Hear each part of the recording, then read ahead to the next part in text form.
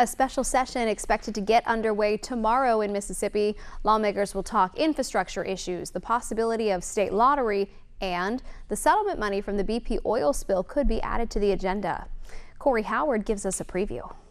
Friday evening, Governor Phil Bryant broke headlines with his tweet stating he expects to call a special session August 23rd. In the tweet, the governor mentioned addressing infrastructure issues and a plan to allocate the settlement money from the BP oil spill.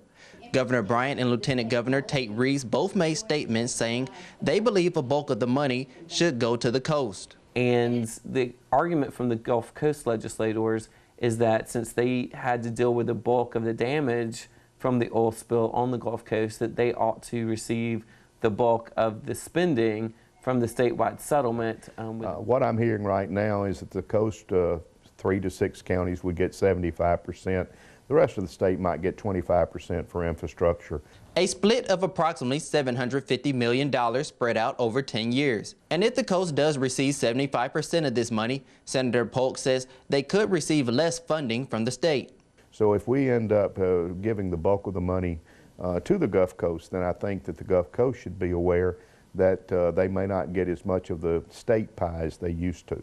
A catch-22, and while both the House and Senate may spend time arguing over where the money should go and what should be funded, there is one thing both sides agree on. My hope is that we get up there and we act on this quickly. Again, this is not an issue that I think we should be handling 3 months from regular session, so if anything, I hope that we handle it within a day and come home to avoid additional cost on the taxpayer.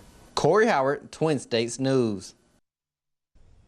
Now, right now, no projected timeline for how long the special session could last, but each day could cost taxpayers nearly $40,000.